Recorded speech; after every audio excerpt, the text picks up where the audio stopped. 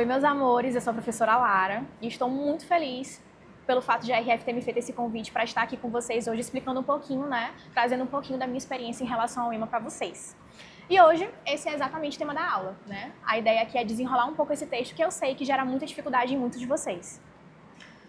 Começando pelas suas principais características, O texto da UEMA, assim como o texto do Enem, que eu imagino que seja o texto com o qual vocês mais estejam acostumados, ele vai ser um dissertativo argumentativo. E como todo dissertativo argumentativo, ele vai ser dividido em partes. Que partes são essas? 3. Introdução, desenvolvimento e conclusão. O que é que eu faço na minha introdução? O que é que eu preciso encontrar na minha introdução? Claramente, a tese e os argumentos. A introdução, eu quero que vocês pensem nela como um grande spoiler, digamos assim, do texto. Se eu vou falar sobre x e y, na introdução desde cedo eu preciso dizer para o meu corretor que ele vai encontrar no D1 e no D2 x e y, respectivamente, Eu sei que muitas vezes, não sei se no caso esse assunto já chegou a vocês, mas eu recebo bastante essa pergunta. Ah, professora, mas a UEMA é um pouco mais aberta, ela deixa que a tese fique solta, Não pense dessa forma não, Toda introdução que se preze tem tese e argumentos consistentes, muito bem no caso, colocados. Então, atentem-se a isso para que vocês não saiam de qualquer forma prejudicados, tá bem? No caso da UEMA, há ainda uma outra coisinha que a gente vai precisar nessa introdução, que é justamente o título, mas eu vou deixar para falar um pouco melhor sobre ele mais tarde um pouco.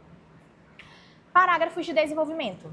O desenvolvimento vai ser o espaço no qual você, de fato, vai desenvolver a ideia, justificar o porquê de você pensar da forma que pensa.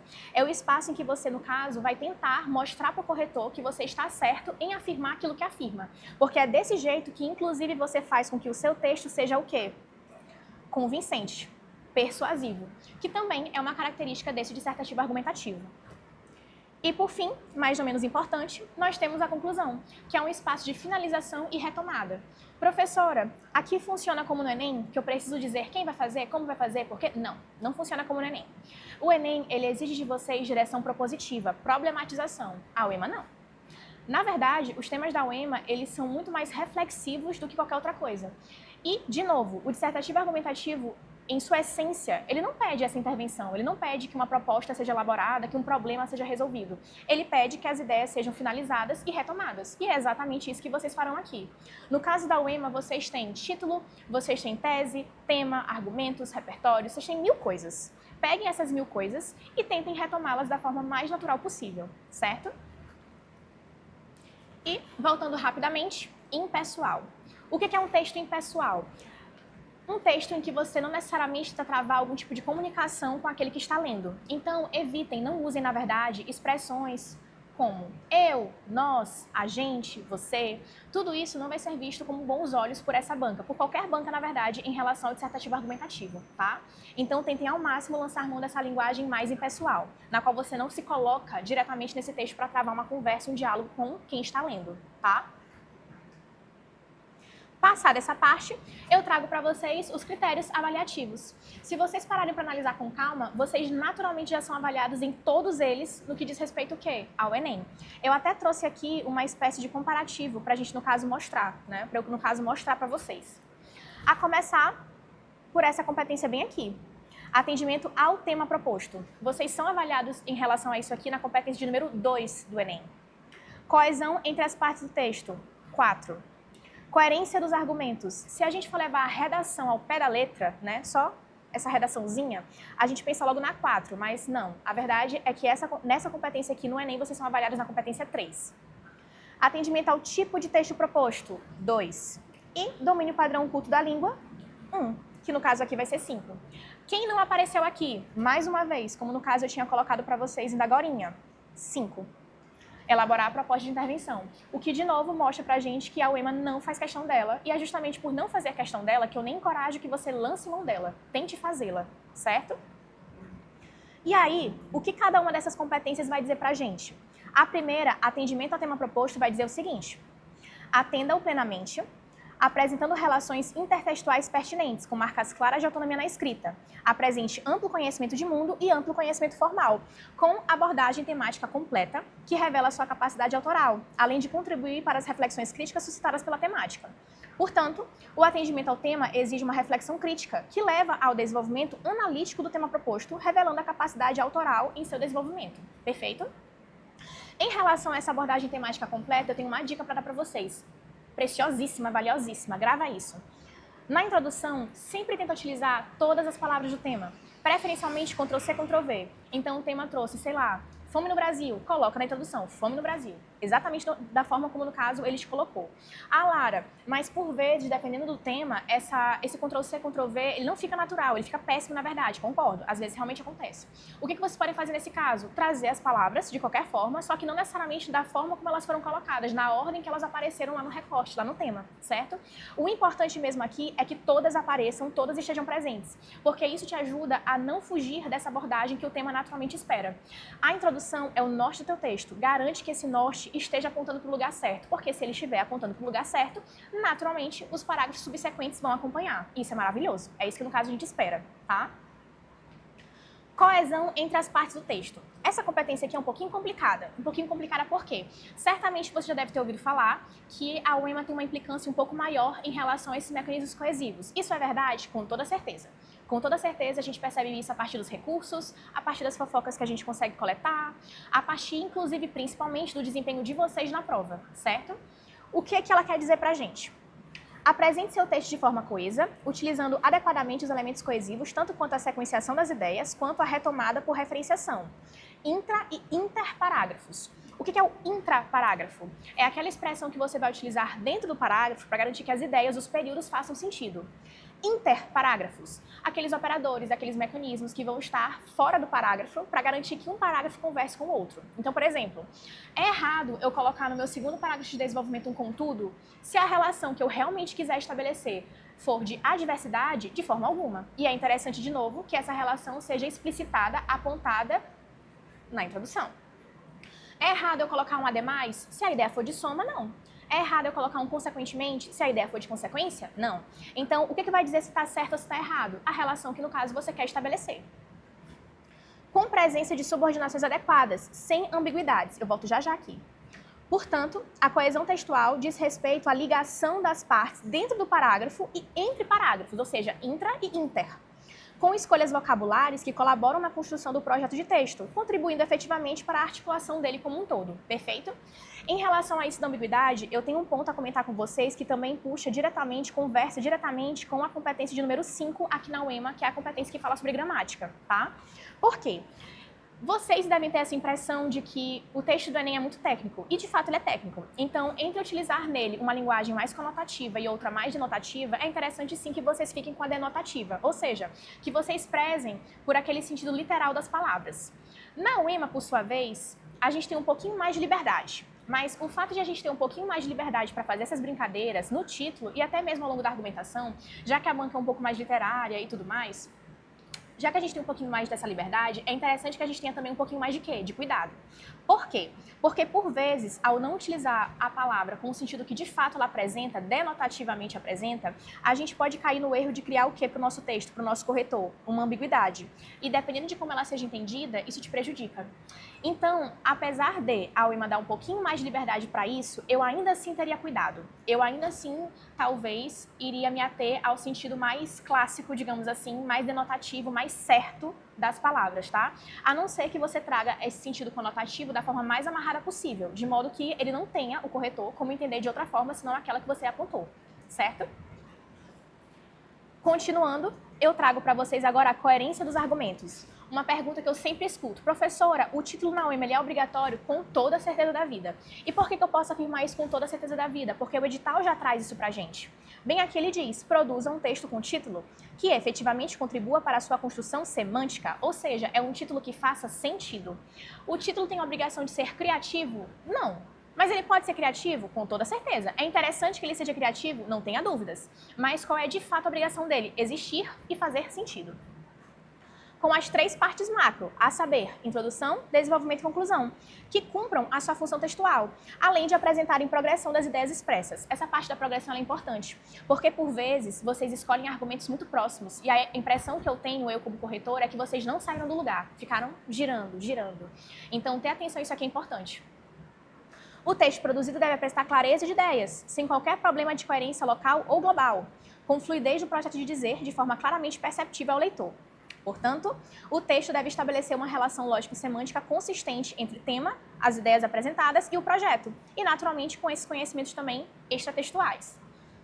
Aqui nós temos um ponto interessante a comentar. Vocês entendem o que a UEMA quer dizer com sem qualquer problema de coerência local ou global? Levando em consideração os conhecimentos extratextuais? Olha só, no Enem, o corretor ele não pode te penalizar por uma coisa que ele sabe que você colocou de forma equivocada, mas que ele sabe porque ele teve contato com aquele conteúdo. Como assim?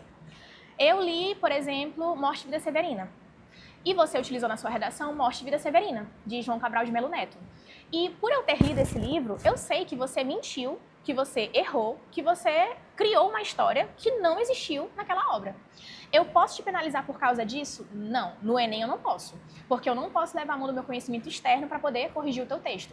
Até porque isso quebraria bastante a isonomia que o processo como um todo decide, apresentar. Pretende, no caso, fazer existir. Certo? Mas e na UEMA? Eu poderia fazer isso? Eu poderia. E se eu identifico isso, eu vou. Porque o edital me dá abertura para isso quando ele fala exatamente isso aqui que eu acabei de pontuar com vocês. E como se isso não fosse suficiente, eu também já tive acesso a diversos recursos. Ou seja, eu tive acesso às respostas da UEMA aos recursos dos alunos. E nessas respostas ela dizia claramente isso, Então, onde que eu quero chegar? Se você é aquele aluno acostumado a mentir, aquele aluno que é acostumado a, ficar um pouquinho a história, muito cuidado. Porque se o corretor da UEMA identifica isso, ele te penaliza, tá? E essa recomendação vale principalmente para as obras recomendadas como leitura obrigatória, que em tese, são aquelas obras com as quais a banca teve mais contato. Então, se você não tem certeza se foi Lia, Ana Clara ou Lorena que disse aquilo, cuidado, tá? Cuidado. Cuidado como você, no caso, vai colocar essa informação. Porque, de novo, se eles identificam isso, pode ser sim que eles te penalizem. E é justamente onde? Nessa competência, tá bom? Atendimento ao tipo. Faça uso adequado dos elementos que estruturam o tipo de texto proposto, com clara defesa da tese e de argumentos consistentes, que dão suporte a esse ponto de vista defendido e sustentam o seu projeto. Trata-se de um texto efetivamente o quê? Persuasivo. A minha ideia, como redatora, é naturalmente te convencer, certo? Portanto, esse tipo de texto busca que efetivamente seja apresentado um ponto de vista, com defesa sustentada por meio de argumentos válidos. E aí, tem uma outra consideração que eu quero fazer em relação a isso aqui. No Enem, eu não posso te penalizar 2 vezes pelo mesmo erro, certo? Então, você tem um erro de pontuação e ao identificar esse erro de pontuação, eu percebo que ele também gerou um erro de coesão. Eu posso tirar na 1 e na 4? Não posso. Só na 1, porque a essência dele é a pontuação e a pontuação a gente avalia na gramática, a competência 1 do Enem, certo? Mas e na UEMA?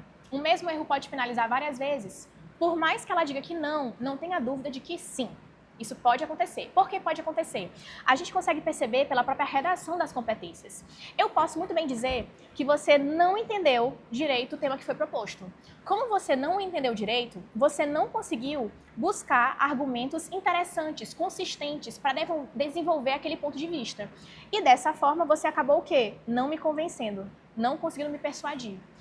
Perceba que por conta de uma coisinha, digamos assim, você perdeu pelo menos meio ponto em cada competência. Ou seja, somando as 3, menos 1,5 ponto, certo?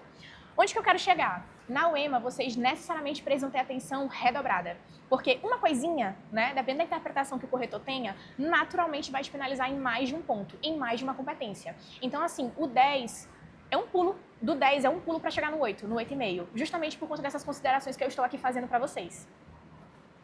E por fim, mais ou menos importante, a queridíssima gramática. Cuidado! A UEMA também costuma não ter uma tolerância muito legal em relação a essa gramática. Eu já vi alunos que erraram 3 coisas e perderam só meio ponto. Eu já vi alunos que erraram essas mesmas 3 coisas e perderam 1 ponto. Então, assim, no geral, a impressão que eu tenho é que ela pega mais pesado. Então, revisa esse texto, analisa direitinho, faz essa leitura da forma mais tranquila que você puder para evitar que esse tipo de situação acabe acontecendo. E, de novo, puxando aquele gancho que eu falei em relação à coesão, se você puder se ater, priorizar o sentido de fato denotativo, literal das palavras, eu acho melhor.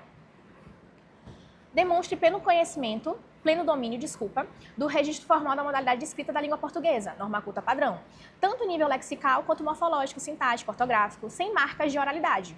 Portanto, o texto deve apresentar o uso da língua portuguesa de forma correta e adequada, seguindo as regras gramaticais e ortográficas estabelecidas na variedade linguística empregada em contextos formais escritos. Como eu comentei com vocês no início, aqui, aquele comparativozinho. Demonstra domínio da modalidade, é a competência 5, digamos assim, da UEMA. Compreender a proposta, aqui a gente tem atendimento à tipologia e tem também a interpretação do tema. Seleciona, relaciona, organiza, a competência 3, que vai falar sobre a coerência, né? E puxa também essa questão do título. Demonstrar conhecimento dos mecanismos linguísticos, coesão. E elaborar a proposta, não tem. Em todas as demais competências, né, em todas as demais, vocês naturalmente já são avaliados, quando no caso escrevem texto Enem. Menos no caso da UEMA, a competência 5. Então, mais uma vez, precisa? Não. Devo? Também não, certo? Realmente foca em finalizar o teu texto e retomar tudo aquilo que for possível da forma mais natural e interessante possível. E aí, eu trago agora algumas recomendações gerais em relação à tua nota. Isso aqui também é importante. Pode acontecer de eu te deixar com 1,75 no atendimento ao tema, eu sozinha? Não. Por quê? Porque as notas na UEMA, necessariamente, elas vão, no caso, oscilar, elas vão, no caso, cair de meio ponto. Então, se eu não te dei 2, eu te dei 1,5, eu te dei 1, eu te dei meio, certo? Mas, Lara, eu voltei da prova exatamente com essa nota, 1,75. O que foi que aconteceu? Aconteceu que, assim como no Enem, o seu texto foi corrigido por 2 pessoas. E essas 2 pessoas não concordaram em relação à pontuação a te atribuir naquela competência. Então, o 1,75 é o quê? É o 2 somado a 1,5, que, de novo, dividido por 2, dá 1,75. Então, essa nota quebrada, essa variação de 25 centésimos pode acontecer? Pode acontecer e muito possivelmente vai acontecer. Porque nem sempre as pessoas concordam entre si, né? Os corretores concordam entre si. Mas se ela acontecer, vai acontecer por conta desta média sobre a qual eu estou falando com vocês. Não porque um corretor sozinho decidiu que você deveria tirar 1,75 ou 1,25, tá bem? E essa média sempre vai ser calculada? Sempre vai ser calculada, desde que não haja discrepância. E o que a UEMA entende como discrepância? Divergência maior que 1 ponto. Ou seja, eu posso te atribuir 7 e outro corretor 8. A diferença aí é de até 1 ponto? Ótimo. Soma, divide por 2, tua média sai, tua nota sai. O que não pode acontecer é de eu te dar a nota 7 e outro corretor te dar 10, porque claramente aí a gente tem mais de 1 ponto de diferença. Havendo esta diferença, havendo esta discrepância, um terceiro corretor é selecionado, é chamado, e a tua nota obrigatoriamente vai ser a nota deste terceiro corretor. Ou seja, eu te dei 7, Júlio te deu 10, e aí chamaram Arthur, e Arthur te deu 0. Qual vai ser a tua nota? 0, porque a nota do Arthur é a nota que vai prevalecer, tá? Um exemplo um pouco drástico para que vocês entendam mais ou menos como é que funciona. Continuando, algumas orientações gerais em relação àquilo que pode zerar o teu texto. Eu trago mesmo só para comentar, porque eu sei que isso não vai ser um problema. A não ser esse pontinho bem aqui F, que já eu comento. O que pode zerar o teu texto? Identificar a folha destinada à produção textual. Não coloquem nada que identifique vocês fora do espaço, no caso, reservado para tal. Desenvolver o texto em forma de verso. Desenvolver sob forma não articulada verbalmente, ou seja, números, desenhos, palavras soltas. Fugir à temática, fugir à tipologia, escrever a lápis, escrever menos que 15 linhas e, obviamente, deixar a folha em branco. Como eu comentei, de todos esses pontinhos aqui, o que mais me preocupa é esse F, que eu até pulei para poder falar melhor sobre ele agora, que é escrever de forma ilegível. A gente espera que a caligrafia de vocês seja fantástica? Não, a gente só espera que ela funcione. Funcione como assim? O que seria funcionar nesse contexto? Seria eu tentar ler e eu conseguir ler aquilo que no caso você colocou, tá bom? Eu sei que no dia vocês ficam ansiosos, vocês ficam nervosos, vocês ficam tudo naquele dia, nesse dia. Mas ainda assim é importante ter atenção a isso, porque se eu não consigo ler, eu não consigo corrigir, tá bom? E é muito chato ter a redação zerada por causa disso. Às vezes a sua ideia é fantástica, foi desenvolvida de forma incrível e não foi lida, porque você também não ajudou muito não. E aí, continuando, eu trouxe para vocês o queridíssimo. Como a gente bem pode observar, ele é obrigatório, porque na competência de número 3, coerência dos argumentos, a presença dele já é o quê? Avisada, sinalizada, certo? Só que, além de obrigatório, eu recomendo fortemente que vocês tentem fazer com que ele também seja criativo. Por quê? Vocês devem concordar comigo que o título é o primeiro contato com o qual o corretor vai ter com o texto de vocês. Vocês querem que esse primeiro contato seja interessante? Ou razoável, ou mais ou menos, mais para menos, inclusive. Eu quero que seja impactante. E para ser impactante, ele deve, é interessante que ele seja o quê? Criativo. Ah, Lara, mas eu sou a pessoa menos criativa que eu conheço, a pior pessoa no que diz respeito à criatividade. Acontece. Como que você consegue melhorar isso? Treinando. Então escreve, tenta fazer essas analogias, essas referências, puxa aquilo que no caso você conhece, desenvolve. E coloca para outra pessoa ler, para ver se outra pessoa entende, para ver se outra pessoa concorda que ficou legal, que não ficou legal, sabe? É assim que você vai desenvolver, tá bem? E aí, para comentar agora com vocês, eu trouxe isso bem aqui. Muito possivelmente, acredito eu, a UEMA vai colocar para vocês uma linha própria para o título. Se ela colocar essa linha, zero problema. O título vai naquela linha, se você conseguir fazer com que ele seja centralizado, eu sei que é difícil porque é tudo no olhômetro, né? Mas quanto mais centralizado ele puder ser, melhor. Outra coisa, o seu título não precisa ser gigantesco. Você está num texto de 30 linhas, não numa dissertação de mestrado, doutorado, tá? Então, 5 palavras, tá ótimo, tá tudo ótimo. Certo? Mas pode acontecer de a UEMA não te entregar essa linha para o título. Isso quer dizer que o título não é obrigatório de forma alguma. A gente viu que ele é obrigatório, a gente vê ele no edital, ele é um critério avaliativo, é fato, tá? E aí o que você vai fazer numa situação como essa? Você vai colocar o título na linha de número 1 e começar a introdução na linha de número 2. E aí termina. O que você não pode fazer jamais, em hipótese alguma, é colocar o título na linha de número 1, pular a linha de número 2 e começar a introdução na linha de número 3 em seguida. Por que você não pode fazer isso? Porque não existe nenhuma justificativa para isso. Ah, Lara, é porque não fica esteticamente bonito. Não cai nessa. Não fica, tá? Então não perde espaço à toa, não se compromete. Só recapitulando. Deu linha para o título? Perfeito. Título naquela linha, segue a vida. Não deu linha para o título? Tudo bem também. Você coloca o título na linha de número 1 e começa o texto, a introdução na linha de número 2, certo? Jamais, em hipótese alguma, pule linhas entre parágrafos ou coisas do tipo, porque isso não te agrega em nada, não te ajuda em nada. E aí, já começando de certa forma a finalizar esse nosso encontro, eu trouxe para vocês as obras literárias recomendadas como leitura obrigatória. Vocês já leram? É importante ler, tá, gente? Por que é importante ler? Por mais que você leia um resumo, que você vá a uma análise, que inclusive é bem interessante, eu recomendo que vocês, se possível, frequentem análises, né? Porque, às vezes, as percepções que o professor de literatura vai trazer são diferentes daquelas que a gente naturalmente teria ao ler sozinho, né, o livro. Enfim, eu recomendo muito. Mas, a meu ver, nada substitui a leitura individual, as percepções que você individualmente vai ter em relação àquilo que está sendo colocado, tá? Então, se possível, leiam. E por que essa leitura vai ser importante para mim? Porque o próprio edital fala pra gente que a redação e as outras provas, as demais provas, principalmente as provas de linguagens e tudo mais, elas vão levar em consideração, né, esses livros. Ou um deles, ou todos eles de certa forma juntos, certo? Então, ter esse conhecimento vai ser interessante e, por vezes, ele vai ser indispensável para que você consiga, por exemplo, escrever. Como assim? No final do slide, eu trouxe para vocês os temas da UEMA de 2016 até agora, né? Ou seja, até o ano passado. E aí eu queria chamar a atenção para esse bem aqui de 2021.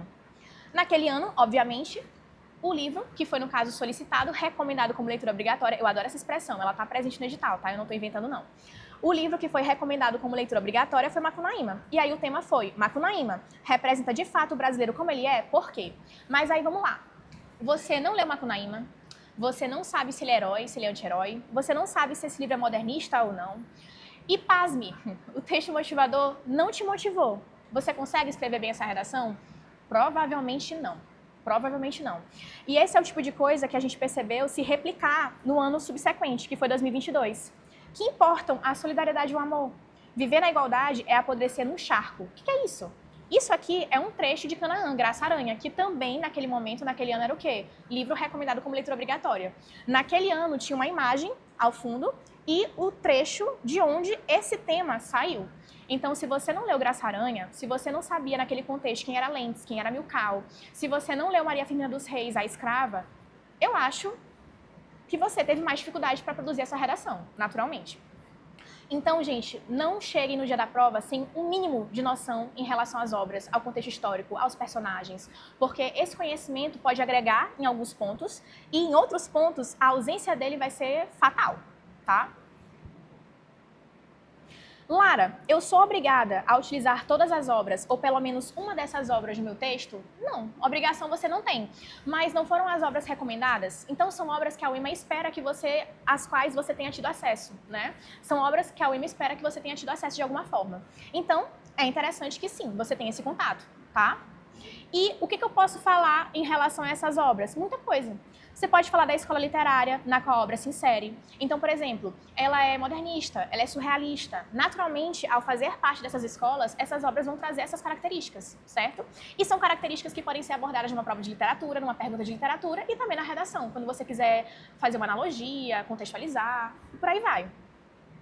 Tempo histórico ao qual a obra pertence. Ou seja, você tem 3 livros, um do século XVIII e outro do século XXI.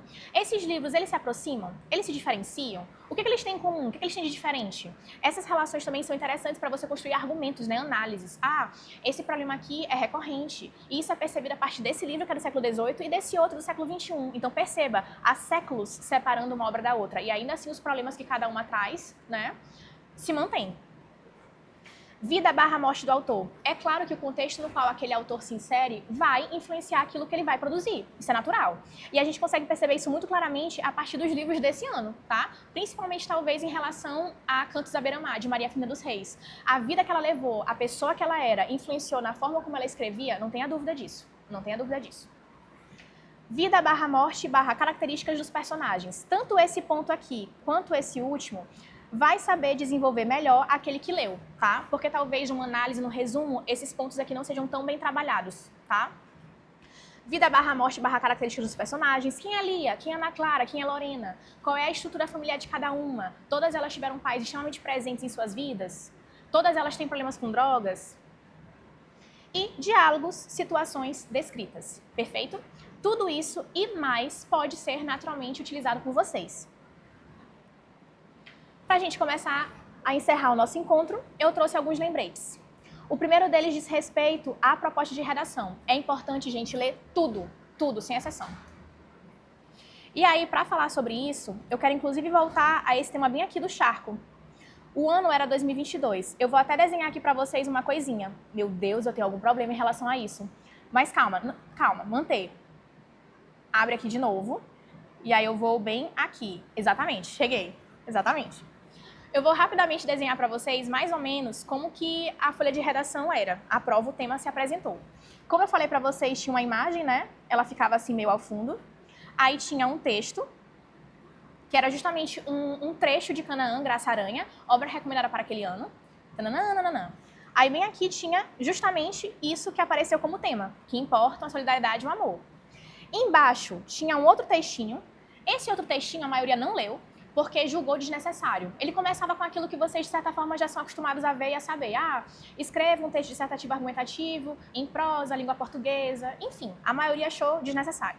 E aí embaixo, o tema, propriamente dito, e mais embaixo um pouco, vocabulário, explicando para vocês o que seria um charco. Vocês acham que tinha alguma coisa importante bem aqui? Nesse textinho que a maioria pulou? Com toda a certeza da vida. Nesse textinho que a maioria pulou, porque era desnecessário, inútil, tinha: produza o seu texto na forma de causa e de consequência. Isso muda como eu vou apresentar minhas ideias? Não tenha dúvida disso. Então, onde que eu quero chegar aqui? Eu quero dizer para vocês que vocês têm que ler tudo o que estiver naquela folha, sem exceção. O aluno que, no caso, não fez o texto na forma de causa e consequência, saiu prejudicado? E ele pode reclamar? Não. Por que ele não pode reclamar? Porque a prova colocou. Ela não colocou dentro do tema, né, esse recorte, mas ela falou para você que você deveria seguir aquele recorte. Se você não leu porque não quis, já é outra história. Então, leiam tudo, sem exceção. Ler tudo é importantíssimo. Sempre que possível, confirme e concorde com aquilo que a banca, por meio dos textos de apoio, disse que queria, que achava interessante. Isso aqui também é interessante. Assim, né? Eu sou contra isso, mas é sobre, a gente quer passar. Eu já percebi, levando em consideração os recursos aos quais eu tive acesso e levando também em consideração o desempenho dos meninos, que a UEMA costuma penalizá-los quando eles não seguem o rumo que ela disse que queria. Então, por exemplo, voltando rapidamente àquele tema do Macunaíma, esse bem aqui de 2021. O Macunaíma representa de fato o brasileiro como ele é, por quê? Eu tenho 2 teses aqui, sim ou não. Eu, Lara, posso acreditar super que sim, certo? Mas aí eu vou pro texto motivador, são 5. Não contem com essa generosidade. Às vezes a UEMA é muito generosa, às vezes não. Depende. São 5. E os 5 dizem pra mim não, não, não, não, não. O que a UEMA tá dizendo pra mim, portanto? Que ela pensa que não. Que o Macunaíma definitivamente não representa o brasileiro como ele é. Dito isso, seria interessante eu, mesmo pensando diferente, ir nesse rumo? Infelizmente, sim. Não sou a favor disso, porque eu acho que limita o pensamento de vocês, a opinião de vocês, tá? Mas é o tipo de coisa que eu já percebi que ela faz. Então, se você puder perceber a expectativa dela e satisfazer essa expectativa, é bom, é melhor, tá bom? Então, nesse caso, eu defino a minha tese, sim ou não, e por quê? 2 argumentos, 2 justificativas. Sim, porque 1, porque 2. Não, porque 1, porque 2. E por aí em diante. O título, além de obrigatório, precisa ser devidamente explicado, justificado na introdução do texto. Principalmente se ele for criativo, tá, gente? Mas assim, independentemente de ele ser ou não criativo, eu vejo esse título na introdução e posso, obviamente, relembrá-lo ao longo dos meus parágrafos de desenvolvimento, da minha conclusão. Grava, mínimo, título, introdução e conclusão. Na introdução você apresenta, você explica, você mostra o porquê de ele existir e na conclusão você retoma o porquê de ele ter existido. Ah, Lara, eu posso fazer mais? Com toda certeza. Como eu estava comentando com vocês, esse é o mínimo, introdução, conclusão. Agora eu consigo na introdução, no desenvolvimento 1, desenvolvimento 2, na conclusão, retomá-lo? Perfeito. Se não ficar chato, se não ficar forçado, tá tudo certo, tá bom? Como em toda introdução, mostre ao leitor o que ele encontrará à medida que o texto for o quê? Se desenrolando. Ou seja, deixe bem evidente a sua tese e bem evidente também o quê? O quê? Os seus argumentos. A UEMA, em regra, espera reflexão e não problematização. Deixa a problematização para o Enem. Foca aqui em justificar e explicar bem o porquê de você pensar como pensa, tá bom? Isso quer dizer que nunca, jamais, em hipótese alguma, eu posso apresentar minimamente um problema? Não é isso. Mas é porque, de fato, a UEMA tem temas muito mais reflexivos, até filosóficos mesmo, tá? Então, nem sempre essa problematização vai existir. E deva existir. Tente, ao longo da redação, utilizar pelo menos uma obra recomendada como obrigatória. Isso é um critério avaliativo? Não. Mas é legal? Com certeza. Lara, eu li todas as obras, eu sei tudo sobre todas elas. Só que chegou o dia da prova e eu não entendi o tema. Eu não vi de que forma ele pode ter saído de uma delas ou de todas elas, eu não sei. Eu vou forçar a barra, mesmo assim, para utilizar esses temas, essas obras, desculpa? Não. Você vai usar os repertórios com os quais naturalmente você está acostumado. Isso aqui é só para caso de fato o tema saia de uma delas ou converse de alguma forma com todas elas ou alguma delas, tá bom? Porque, de novo, lembra que a UEMA leva em consideração o conhecimento externo. Então, antes você não utilizar a obra do que você forçar uma barra e fazer um negócio horrível, tá? Que a banca vai identificar e vai te penalizar. A UEMA não existe proposta de intervenção, ou seja, você não vai ter que se preocupar com quem vai fazer, como vai fazer, por que vai fazer, e detalhamento e tudo mais. Na conclusão, então, foque em retomar e concluir as ideias e os repertórios utilizados. Gente, vocês têm título, vocês têm tema, vocês têm tese, vocês têm argumentos e vocês têm repertório. Junta tudo isso e finaliza o texto. Só. Atenção redobrada aos elementos coesivos. É importante perceber se eles, de fato, têm sentido, contribuem para a construção de sentido desejada. Não coloca meramente para cumprir tabela, tá? Porque a UEMA não gosta disso. Isso, na verdade, não é interessante em nenhum vestibular. Principalmente na UEMA, porque naturalmente a implicância dela é maior. Então, você pegou e colocou assim, nesse viés, que viés? Nessa perspectiva, que perspectiva? A dica que eu dou é, utiliza alguma expressãozinha que me remeta diretamente ao que você, no caso, quer dizer. Por exemplo, você trouxe o livro Cantos à Beira-Mar, de Maria Firmina dos Reis. Aí você bota, tananana, ponto. Nessa perspectiva, vírgula, tal coisa. Em vez de simplesmente colocar nessa perspectiva e tchau, fala nessa perspectiva literária, porque o literário, no caso, me ajuda a relembrar mais, a resgatar mais o que foi dito anteriormente, tá? A UEMA vê isso com bons olhos, ela prefere, tá bom? O texto dissertativo argumentativo deve ser impessoal, ou seja, nada de nós, eu, vocês, a gente e derivados. Não tentem travar esse tipo de comunicação com o corretor, pelo amor de Deus, não façam isso. No tópico frasal, retome o tema e o argumento.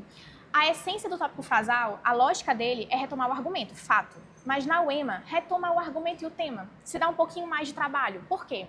Porque eu percebo que ela gosta que você lembre sempre que possível que entendeu o tema, que está de fato tendo uma abordagem completa dele. Então, lugares em que eu acho muito mais, assim, interessante que você faça isso. Mais fácil, na verdade, não é interessante, mais fácil.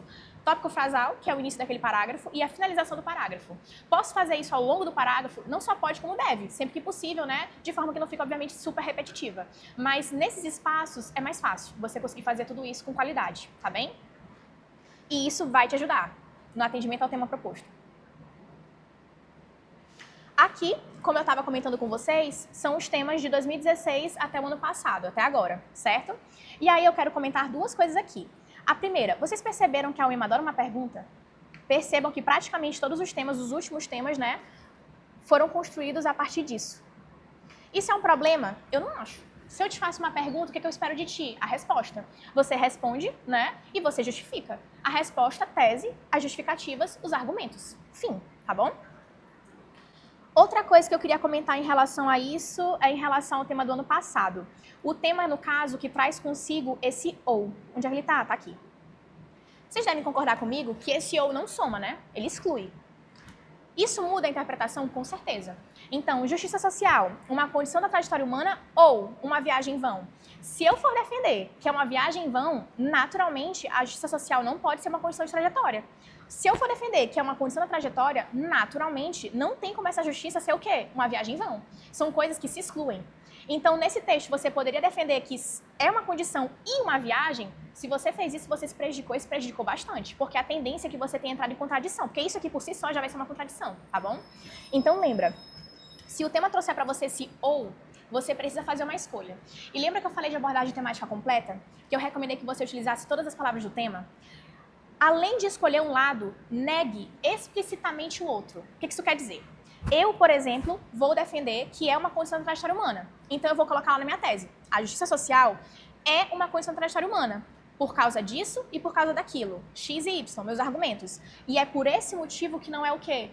Uma viagem em vão. Você escreve isso. Não estou dizendo para defender os dois. Estou dizendo para defender um lado e que ao defender esse lado, você negue explicitamente o quê? O outro. E sempre que possível, relembre isso ao longo do texto. Porque, de novo, a UEMA gosta disso. Ou o contrário. Não. A justiça social é uma viagem em vão. Porque um, porque dois. E é por esse motivo que não pode ser entendida, escreve isso, e é por esse motivo que não pode ser vista, entendida como uma condição inerente à trajetória desse ser humano, certo? E lembrando, qual é a resposta certa? Na UEMA, a resposta certa é aquela para a qual o texto motivador te direcionar. Então, ainda que você pense de um jeito, leia o texto motivador, vê o que ele pensa, se possível concorda com ele, porque infelizmente, lembrando, não sou a favor disso, mas infelizmente a UEMA costuma por vezes te penalizar por ir num rumo que não foi aquele que ela esperava, certo? Meus amores, eu espero que a aula tenha sido proveitosa. Eu espero que eu tenha abordado os principais pontos para ajudá-los na hora de construir essa argumentação. Eu vou ficando por aqui, muito feliz por ter contribuído de alguma forma com os teus estudos. E até uma próxima!